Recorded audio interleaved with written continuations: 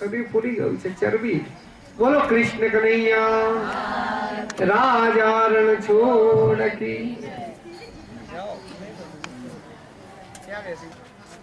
મોટા નાનાનું માન નથી રાખતા. સમય બદલાયો. આજે પ્રભાવતી ગોપી યશોદા મૈયાના ઘેર આવી છે. અરે ઓ યશોદા કહા ગઈ રે. યશોદા મૈયા ઘરમાંથી બહાર આવ્યા છે. જોડે જોડે કાનુડો પણ આવ્યો છે. માતાની સાડીમાં લપેટાયેલો છે. નાના બાળકો એનો બહુ નટખટ હોય, નિર્દોષ ભાવ હોય, એનામાં કપટ ના હોય બહેનો.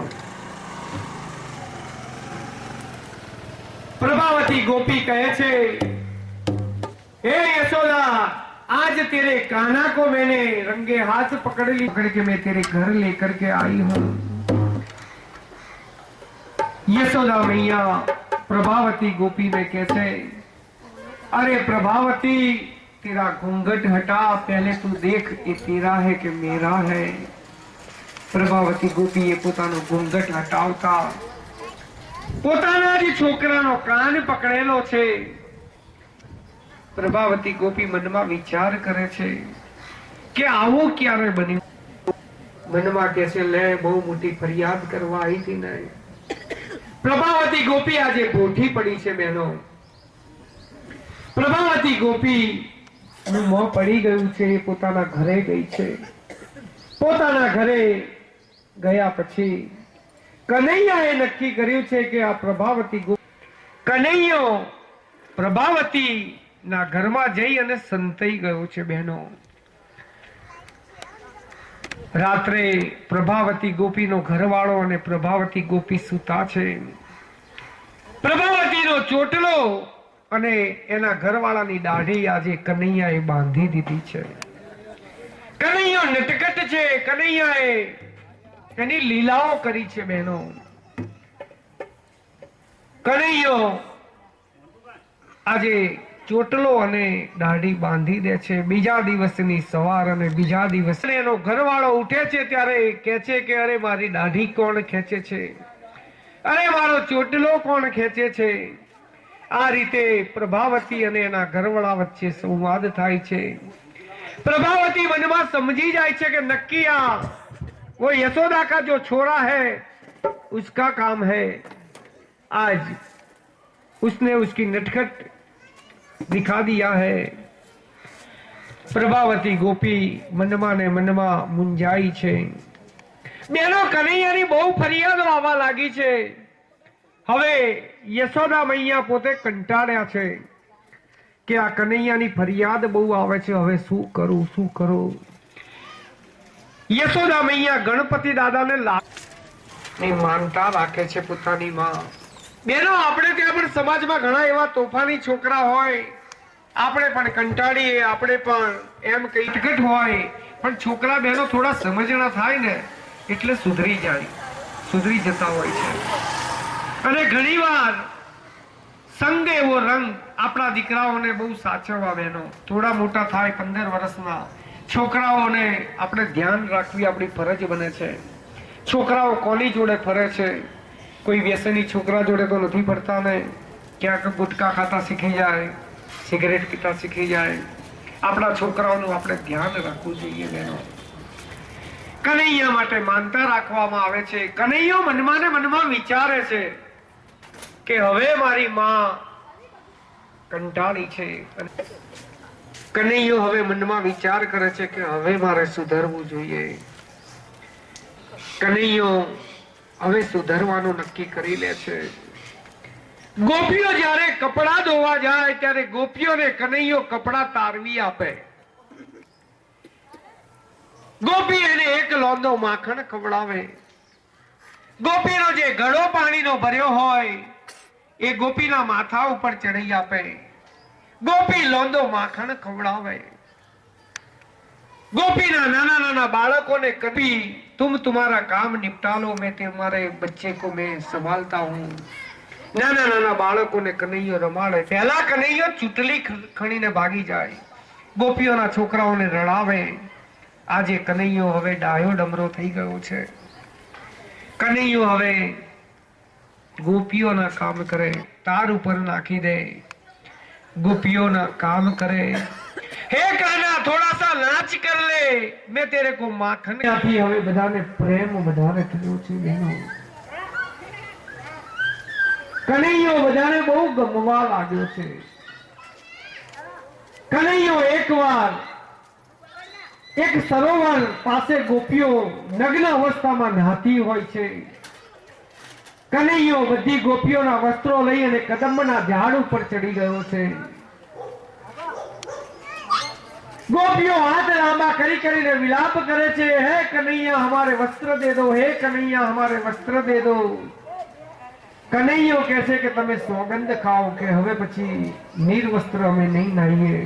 કદંબના વૃક્ષ ઉપરથી ઉતરી અને ગોપીઓના કપડા આપે છે। ગોપીઓને એક બોધપાઠ શીખવાડ્યો છે બહેનો કે જળમાં આ રીતે ન નવાય। કનૈયો એના ઈષ્ટ મિત્રોને લઈ અને એનું સ્વરૂપ ધારણ કરીને આવ્યા છે। આ કનૈયાની લીલા બતાવી છે।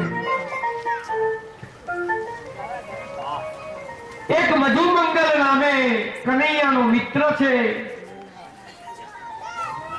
એકવાર કનૈયો દરેક છોકરાઓને કહે છે કે આજે આપણે બધા ભેગા થઈ અને કંઈક ખાઈએ। કોઈ અથાણું લાવ્યું છે, કોઈ બાજરીનો રોટલો લાવ્યું છે, કોઈ મગસ લાવ્યું છે, કોઈ મોહન થાળ લાવ્યું છે, કોઈ ઢેબરા લાવ્યું છે, કોઈ દહીં લાવ્યું છે। બધા છોકરાઓ બેઠા છે। કનૈયાનો મિત્ર મધુમંગલ છે અને મધુમંગલ એક ઋષિનો પુત્ર છે બહેનો, ને દરરોજ યશોદા મૈયા ખવડાવે છે। બેનો બ્રાહ્મણના દીકરાને ખવડાવવામાં બહુ પુણ્ય સમાયેલું છે। એક મધુમંગલ યશોદા મૈયાના ઘેર જઈને ખાઈ લે। આજે કનૈયાએ મધુમંગલને કીધું છે કે હે मधुमंगल, तेरे घर से आज तू क्या लेकर के आया है? देख वो रोटी लाया है, वो बाजरे की रोटी लाया है, वो अचार लाया है, वो मगस लाया है, मोहन थाल लाया है, दही लाए हैं। सब इकट्ठा होकर के सबके घर से आज अनेक अनेक जात की सामग्री ला गई है। तेरे घर से तू क्या लेकर के आया है? क्या मैं मधुमहा आ सकता हूँ? हे कान्हा, मैं तो कुछ नहीं लाया हूँ। कन्हैया जिद्दी छे बहनों। कन्हैया कहते नहीं, तेरे घर से तो कुछ ना कुछ लाना पड़ेगा। तू हर रोज मेरे घर खाता है तो आज मेरे को तेरे घर की कुछ सामग्री लेके आ तो मैं खाऊंगा। आज हूँ तारा घर नु खावा मांगू छू। हे मधुमंगल, तारा घेर थी तो कहीं ले आओ, ले जाना है। माँ वो कन्हैया वो ऐसा बोलता है कि तू हर रोज मेरे घर खाता है, आज तेरे घर का मेरे को खाना है, तेरे घर से कुछ लेके आ।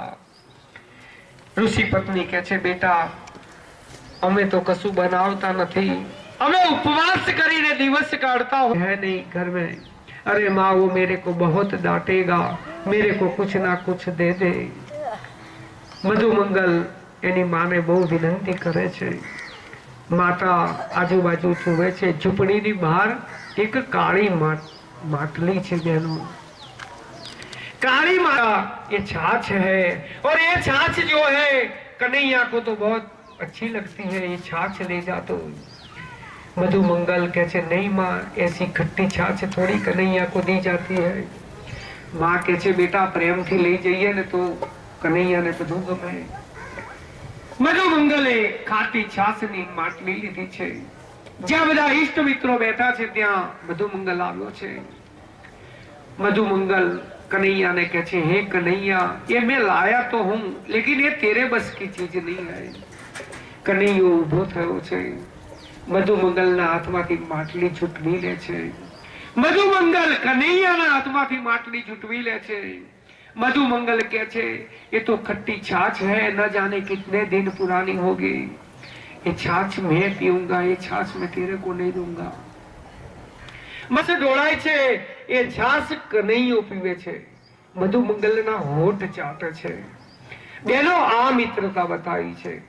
कन्हैयाए एटू छोटू નથી જોયું, પણ એક ભાવ જોયો છે કે મારો મિત્ર છે, મને ખાટું નથી આપતો પણ એ પોતે પી જાય છે। મધુમંગલના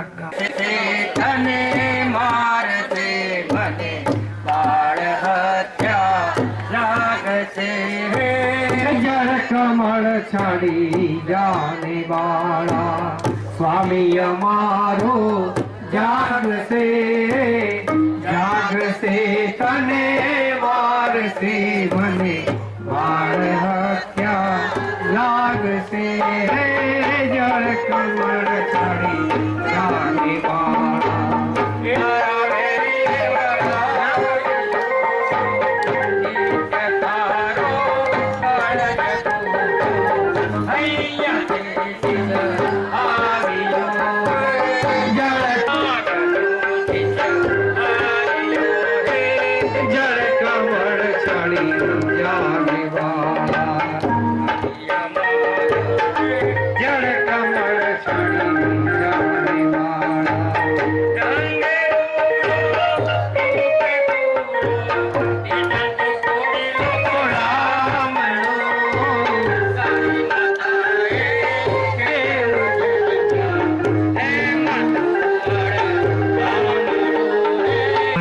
કેવા છે રાજાની પરાકાષ્ઠા કેવી છે ભાગવતમાં રાજાનો ઉલ્લેખ નથી પણ રાજા વગર ભાગવત નથી બોલ કૃષ્ણ કનૈયા જે તો બોલો બાપા હા એક બાજુ આ બાજુ રાજાજી આવે કાનુડો આ બાજુ જોડે જોડે આ ફરશો અહીંયા આવો આજે શક્તિ ખોડિયાર માતકી કનૈયો રાજાની કનૈયાને ખોરે પછી કનૈયો આવે આ તો બે માવડા ભેગા આવ્યા પહેલા મળેલા છે કઈનો આ પહેલી મુલાકાત પર તો જ જોયા આવે બોલ કૃષ્ણ કનૈયા ये राधा ढूंढ रही किसी ने मेरा शाम देखा